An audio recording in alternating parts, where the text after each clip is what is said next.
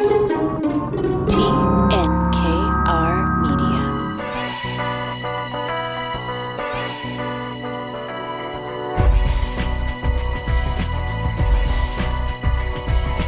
Welcome to Inspiring Entrepreneurs Montreal, showcasing stories from outstanding business people by FL Montreal. Dan Delmar and Euros Malekic of FL is sitting in for Mike Newton this week. Hello, welcome back, Euros. Thanks, Dan. Always happy to be back on. Another millennial show, and we have another tech leader in Montreal, John Saliby of the Sauvegarde app.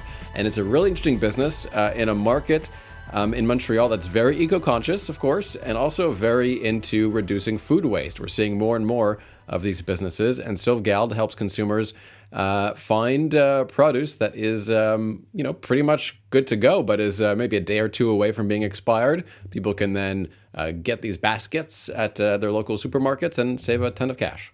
For sure. And I think, often when we think about food waste, you're looking at your own household and saying, oh, well, I'm not wasting any food, but you're not taking it further and looking at the grocery stores, the suppliers that are making the food and selling the food.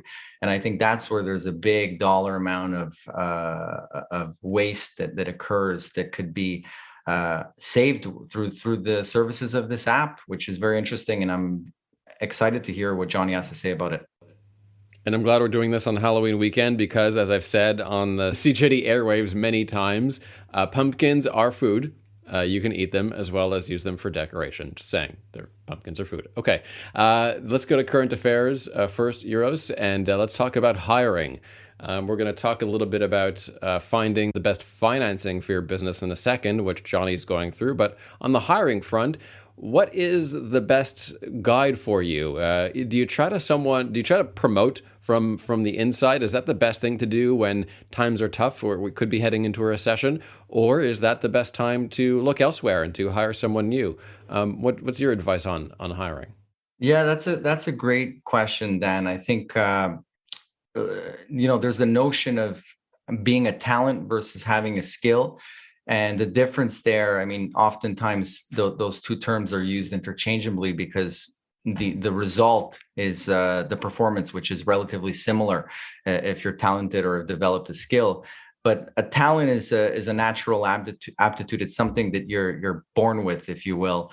And I think when we look at hiring or promoting, it's important to combine and marry those two aspects and saying, okay, you have your talented team members, but you also have those that have developed the skill sets to be in the positions that they're in. So I'm a huge fan of promoting from within.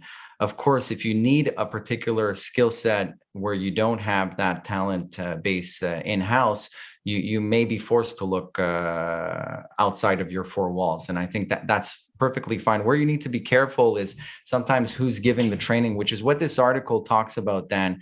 And it actually showed there was a jobless study that showed that nearly 70% of respondents prefer to be managed by an internal hire versus an external person.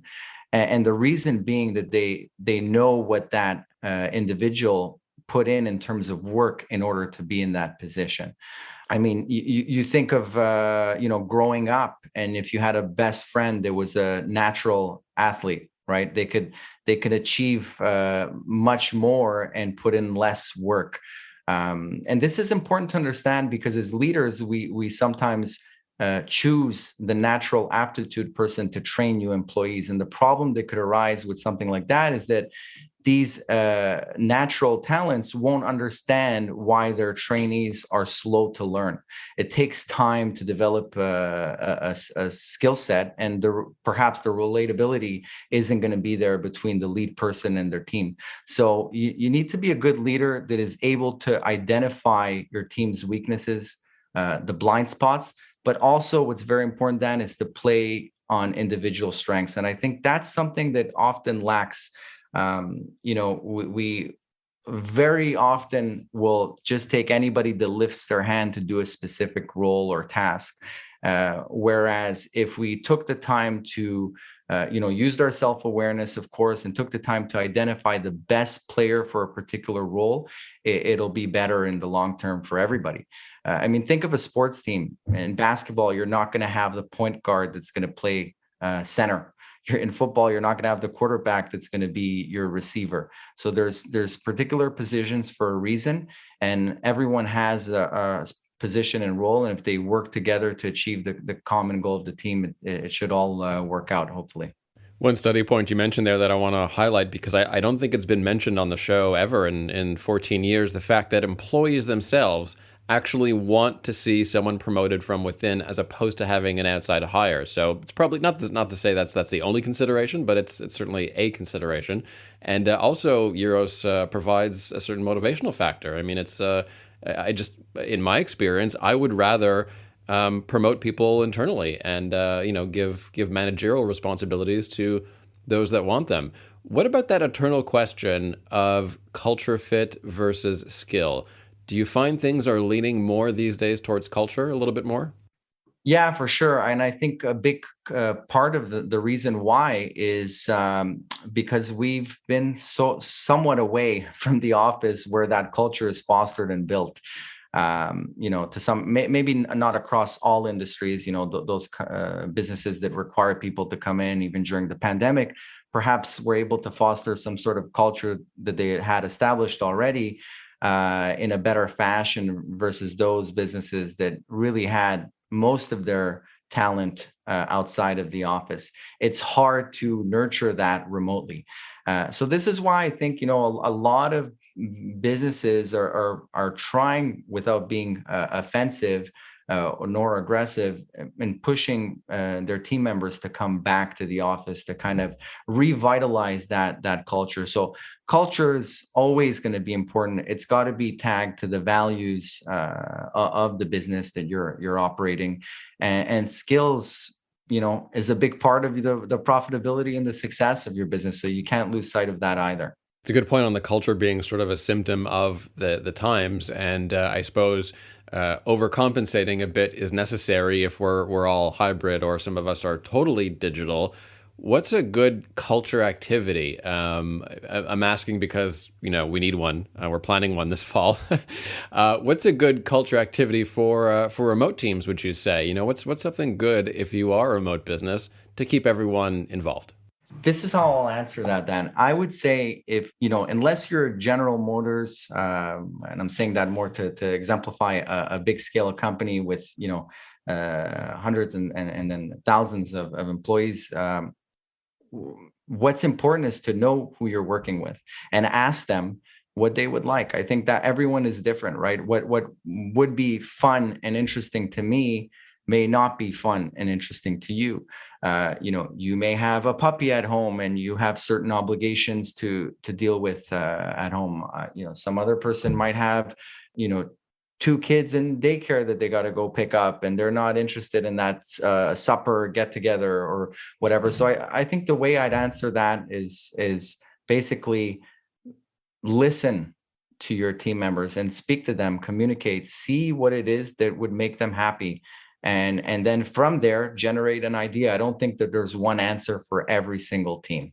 Do you like those group activities, like games, like trust exercises and stuff like that? Or is that passé? Is that kind of cheesy these days? I wouldn't say I dislike them. I just think that, it could be perhaps a good tool to kind of, from a generic standpoint, identify if it's a conversation starter, if you will, in my eyes. And I think from there, it's really just figuring out again, what people enjoy, and if that's and what are your values for the business. So, once you've identified that and tying that to the culture and how people can relate, like whether you're going to set up a game that's going to be remote or in person, or if you're going to go out to a restaurant, or if you're going to do a coffee, or if you're going to do one-on-ones. Some people may prefer that you do a one-on-one versus if you're bringing a team together that's been disconnected for the last 2 years and you're expecting them to communicate and have a blast, you might be in for a surprise. So I think sometimes doing the one-on-ones first, assessing, what the dynamics are, and then reacting from there is probably the better approach. Our producer of the program, Marjorie, says, no more escape rooms, please. Yeah, probably the axe throwing too. I don't know if I would do the axe throwing anymore. That may have also been a fad. Yeah, I'm not. I've never done those, and you probably wouldn't want to have me try doing those things at your events. That's for sure. On a more serious note, our guest today, Johnny Saliby of Sauvegarde app, they have to get funding. They have to raise money. They do have some support out of Concordia's District 3 startup fund. But of course, you have to go out and knock on doors. And this piece from entrepreneur.com, how to find the right VC to fund your business. Going from idea to execution, we're going to talk about this later in the program.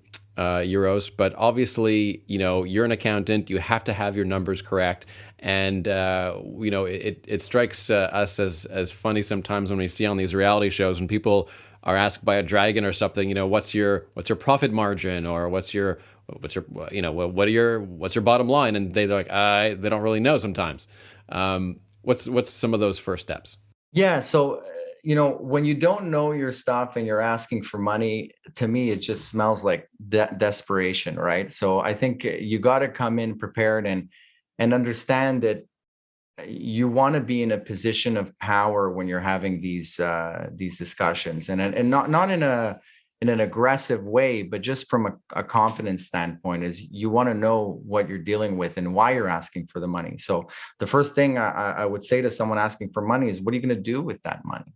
What is the return on investment? What's the plan? Where are you going to put it towards? Or have you had a track record of putting it onto something similar and it hasn't worked out, and now you're just asking for more, digging a deeper hole? I think oftentimes people also don't know when to pull the plug on a particular project that isn't succeeding. You got to establish milestones for where, and I know we spoke about that on a show a few episodes ago, but you have to establish milestones for your projects and understand where you need to be by which point in time to not be in trouble.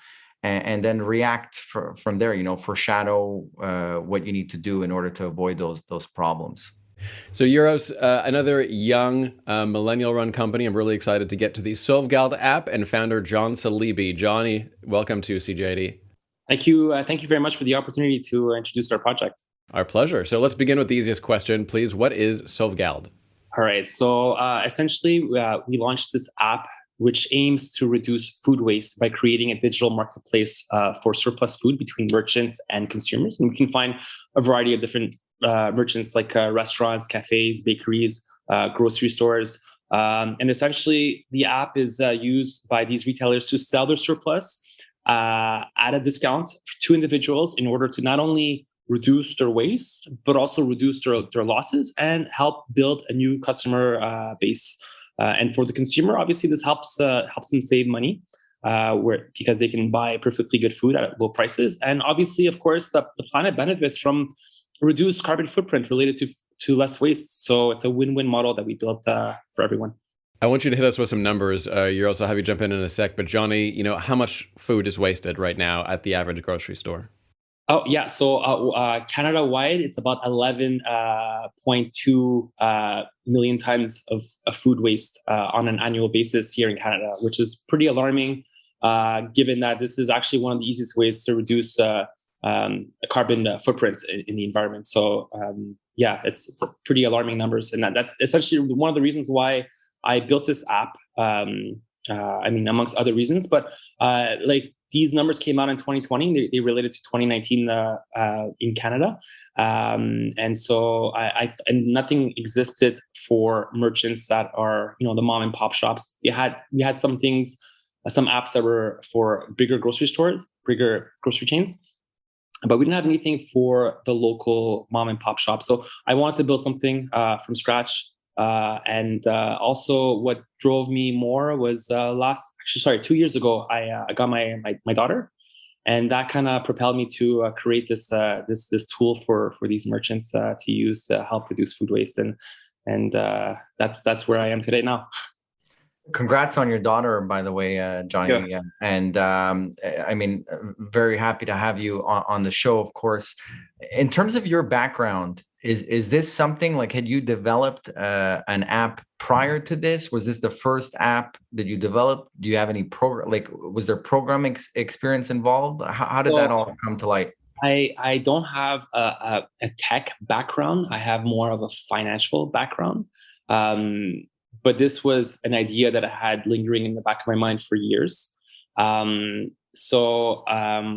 mean, I researched a lot on different frameworks to use for developments. So I did a bit of research, a little bit of learning. So that was obviously took some time. But I'm in no means like any expert on that. But so yeah, I had to interview a lot of developers and try to gain insight on, because I don't have a tech background, I kind of looked for different traits, like how structured they are in their thought process and how organized they are. So I was looking for developers like that to help me build this program. Okay, and in terms of like that whole process, that like once you found the person that was going to help you work on this, how long, like just so we can give the audience an idea, like how long does something like that take? And I'm not saying to have that finished product, but something that you can then take and present to, I guess you went to suppliers first before. Yes, that was my first two, was to do a survey, market research, to just try to research and ask different vendors. So doing the door to door in Montreal, and I also went into Quebec City, and just to get an idea of what do merchants do with their food waste today. So I did that, and most of the time, the feedback that I got was that merchants would either throw it away, give it away, or they would try to sell it at a discount, and they didn't have a tool like this that can help them alleviate their food surplus. So yeah, that was sort of like the backstory of it. Yeah, it's interesting when you say like, so like they didn't have anything like that existed before in Montreal. Are you aware, like in any other geographical areas? Yeah, well, look, I didn't reinvent the wheel. I know that this idea existed in Europe, heavily in Europe, with apps, various different apps.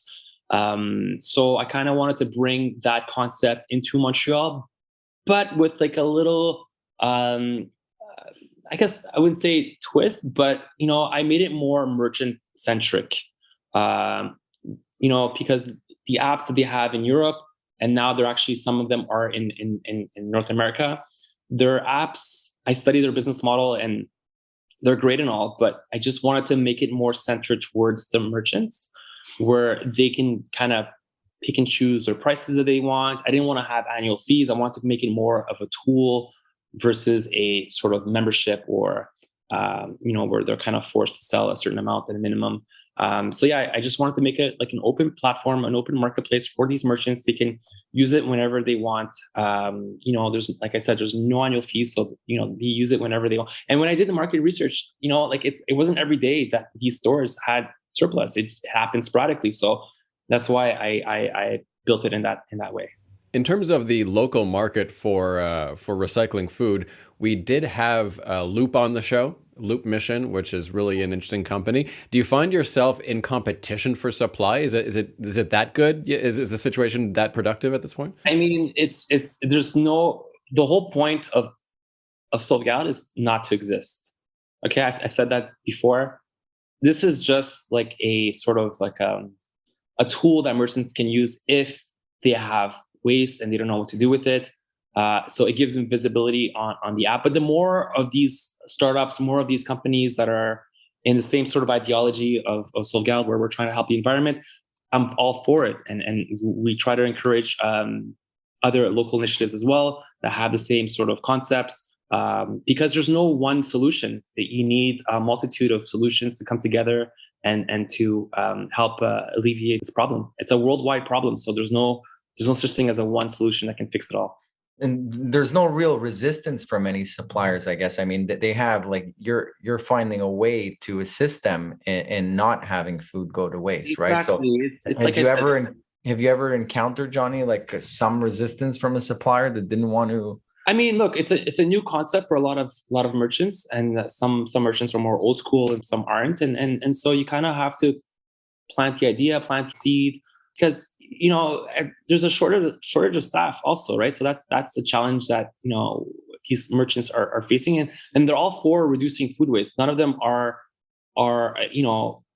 love to throw away food. No one likes that. So I mean, they're open for the idea. It's just that sometimes, it happens that they don't have enough staff to help with this app. And that's why we made it super easy to use. It's like literally one click and then they can upload their stuff. And that's why when we surveyed it for these merchants, like we made sure that that it was super easy for these merchants to use. And now most of them are using it. So it's good. And from the user standpoint, just so everyone's aware, it's this food meets the food regulations, right? I think that's maybe like a person.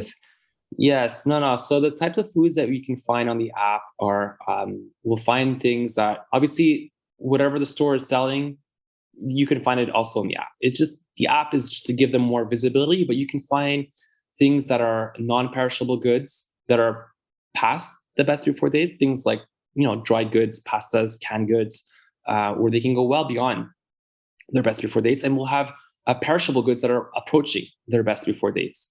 It won't be past the best before date for perishables. And also, like, for instance, you'll go to on the app, you'll find a bakery and you can find surprise bags where you're getting a mixed bag of baked goods. Could be bread, could be pastries. So you're getting something from a bakery shop. So, Johnny, we're talking about how this app is evolving. You're in a place in Montreal that's very eco-conscious. A lot of businesses. I mentioned Loop, which is a past episode, totally different model than yours, but they are also tackling the same problem. I would urge our listeners to check out that episode. I really loved their marketing as well. This is a tough business. How do you make money, frankly? I mean, and can these sort of waste reduction businesses make money in such a competitive tech environment? It's a very good question. So the way we make money is that we take a small percentage per transaction, and the business model in itself, it's a very scalable business. So in order for it to be profitable, it needs to also scale out, which is what we're doing. We launched in September of last year, like I mentioned earlier. We were about 30 participants, and now we're close to 300 over a year later. And we're also located in Quebec City, in Sherbrooke, Ottawa, and we're heading our way to Toronto soon. So like I said, it's a scalable business. The model is profitable if we scale out, because it's a very small percentage to cover the operations of the app and the transaction fees, obviously. So that's how we generate revenue. And scaling that forward, I mean, in terms of expansion, like you said, Montreal, other areas that you've tackled so far that make most sense. How's that been progressing?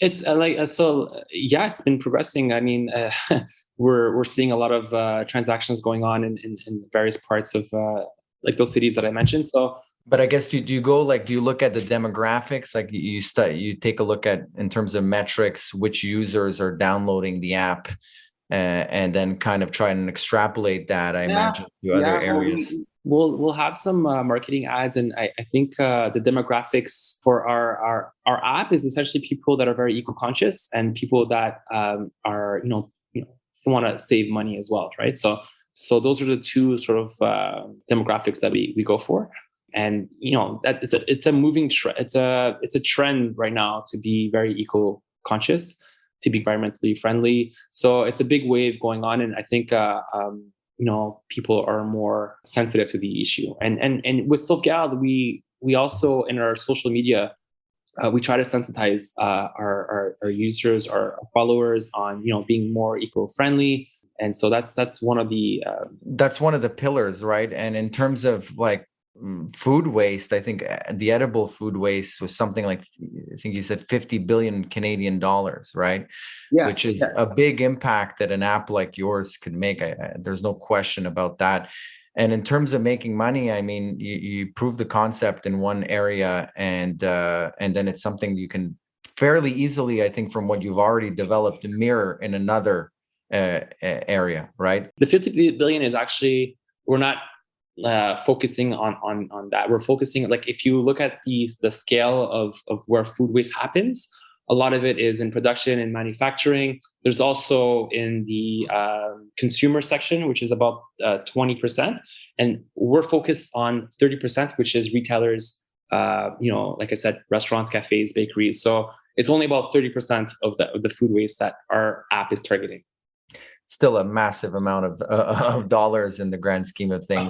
Of course. Yeah. And I think anyone, I like the answer you gave before. There's no specific age necessarily where someone wants to help. Our demographic is really open for, like I said, it's kind of divided into two: people that want to save money, people that want to help the environment.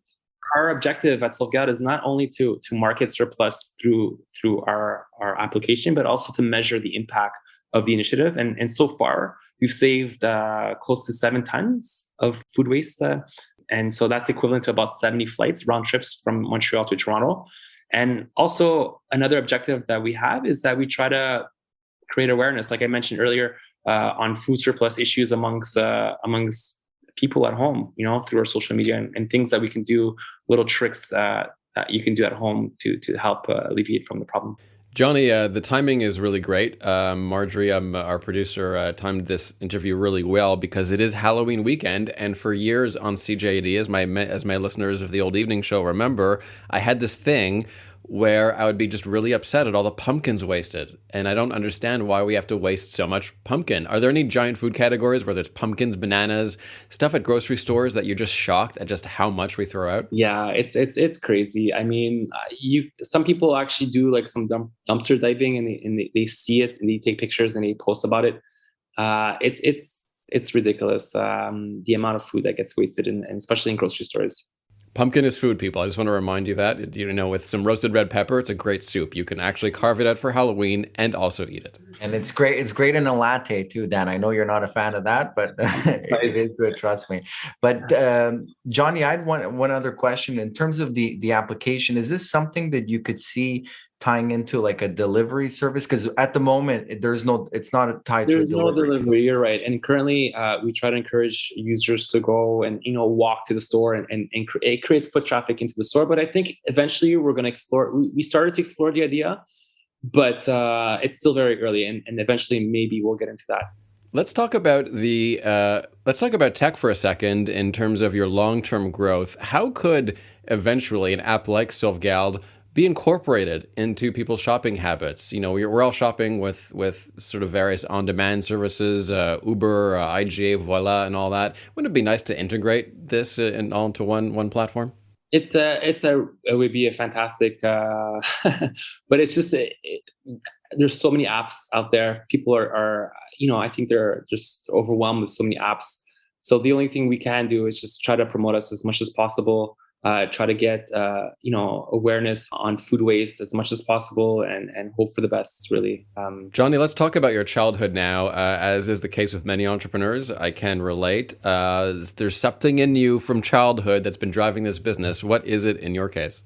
Well, I was born in a Middle Eastern household, and when I was young, it was frowned upon to throw away food, and so I think like any Mediterranean family or household, I think it's cultural. Not to food is it's what brings people together, and so throwing it away, I think, is the reason why it was very frowned upon. And so I was always aware of this problem, and when the stats came out in 2020, alarms started to sound in my head, and it's a real issue, and it's not just an issue here; it's an issue worldwide. And fighting food waste is actually one of the easiest ways to fight climate change. So, and like I mentioned to you guys earlier, that having my daughter 2 years ago kind of changed my perspective, and it motivated me to create something that would really have a positive impact on the environment. Who's the team behind this that's working with you, Johnny, in terms of like, do you have a certain amount of people that you're working with on this other than the app developer? We have some business developers. We have some developers. We have actually a group that is joining us from university students that are helping us with the marketing, that they're going to start joining soon. You got to be creative and young, and I'm close to my 40s now, and it's not always easy to come up with creative ideas. So yeah, I'm getting some help, and but yeah, we're roughly around 10 people on this project. And how's that been? And I mean, navigating through the last couple of years, I'm sure has been interesting to say the least. With the team, I guess growing. I know since March, I think you mentioned the expansion in Gatineau and Quebec City and Sherbrooke. So how has that whole ride been with the team? It's been fun. It's been very exciting, and I think I wouldn't have been able to do it without having a strong support system. I'm also part of an incubator, District 3. It's part of Concordia, and they mentor you. They give you guidance, and they, they even provide like subject matter experts on certain things. So it's a good support system. They teach you a lot of things. Even when I was, I had the idea and wanted to make it into, an actual product, an actual app. They help with the conceptualizing it too. So I think you need to have help. And it's been a fun ride. It's been really, it's a humbling experience. I think everyone should go through it. And it's like having my second child essentially. It's like two startups going on at the same time for me. So it's a fun ride. Johnny Saliby of the Sauvegarde app. Thanks very much for joining us, Johnny. We'll have your one piece of advice for inspiring entrepreneurs coming up in a few minutes. But first, let's talk about young entrepreneurs going from idea to cash to financing. Nick Vassilas joins us. He's a manager at Le Groupe Fuller Landau, and he's here to talk about how to get something started if you're a young Thanks entrepreneur. for having me, Nick, Dan. welcome. No worries. So let's begin with the idea stage, because a lot of entrepreneurs have a lot of ideas. Euros, I'm sure you can testify to this. How do you bring an idea into the real world? What's the first thing? Actually, Euros, if you want to weigh in on this, what would be the first thing? Euros, then Nick. If you have an idea, then proceed to execution. What's your first move? Well, to me, once you have the idea, I think you need to prove that idea. And I don't want to, I know Nick's going to get into the financing of it all, which is extremely important as well. But I think before even going there and accepting money from anybody, you got to kind of prove that concept. It's nice to have an idea, but to understand the market, who you're going to be selling that good or service or an idea to is extremely important. And I think on that note, Nick, I mean, borrowing costs, we all know, are super high. Times are tough. It's not easy to find cash to start. So maybe tell us, how does someone who has that itch to start something begin? So, yeah, exactly. Basically, having that idea is one step, and starting and getting going is a whole other can of worms. So where do we start? We need the money. And financing is a key aspect of any business startup or any business in general. So there are a few options, especially ones that are brand new, so to speak. We can look at government bodies. So we could look at grants, subsidies, different types of government arms, such as the Investissement Québec, offer different types of financing, depending on information provided and industry you're in. There's also EDC as well. So there's the government side of things. You could also go on the side of angel investors, investment capital firms, where they invest into your company, and in return, there's some sort of ownership or equity that is foregone on the business side and the ownership side, which can be risky, but adds a little credibility to your business. So having those two options are key. And then the third one that tends to be the most traditional one, but maybe a little bit difficult to get when you're a brand new company, is the traditional banking financing. So having that option is there, but they tend to be a little more risk averse when it comes to brand new companies and startups. So going down that avenue is possible, but a lot of information will be required. So on that note, coming prepared, we all know is like a huge thing, especially on the latter side of obtaining financing with a traditional financial institution. And mind you, with any source of financing, they're going to want to see some information. So tell us, Nicholas, what type of common asks are present when you're approaching someone to obtain money? Yeah. So the common ones are ones generally known. So you'll have your traditional financial statements. So your balance sheet, which presents your assets, your liabilities, any type of equity or whatever has been put in by the owner, shares or whatnot.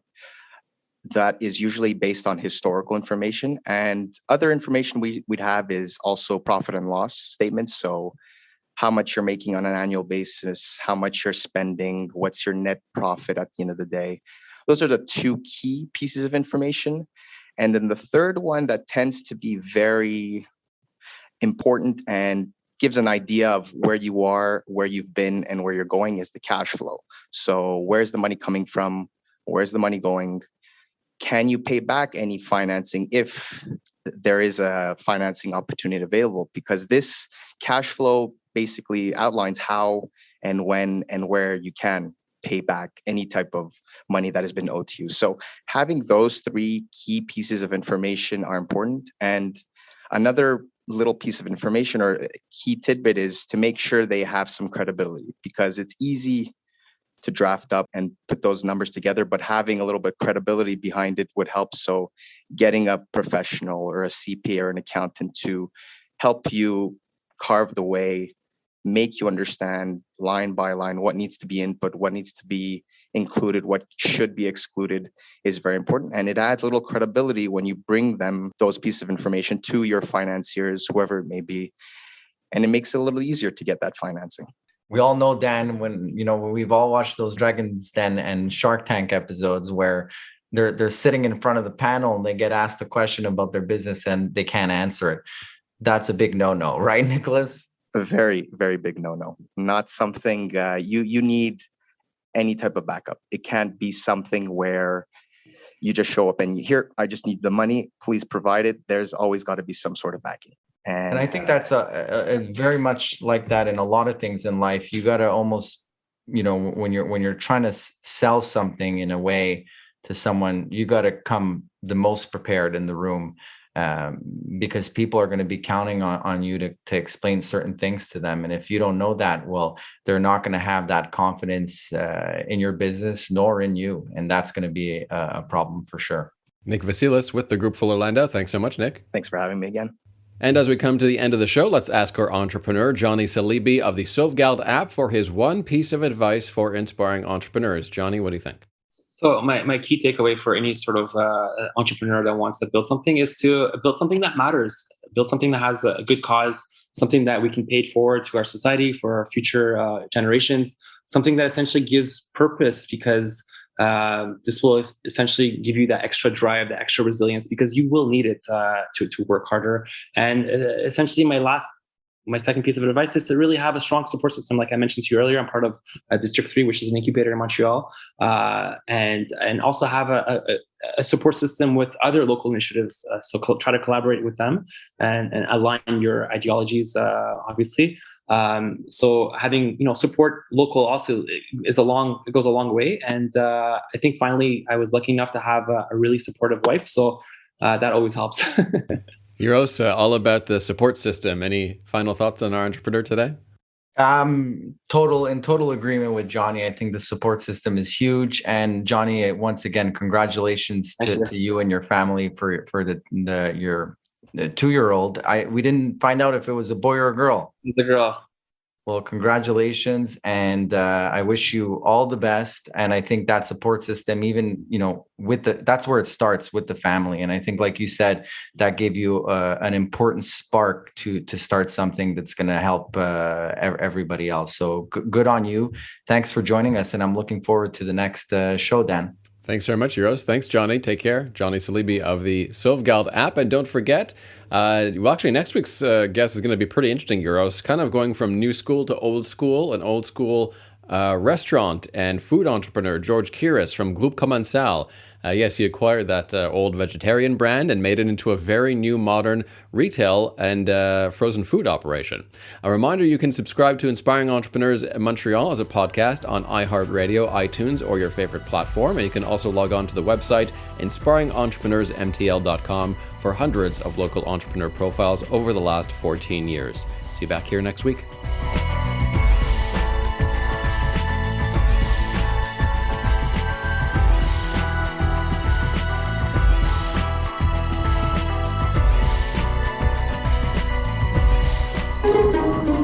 This has been a production of TNKR Media.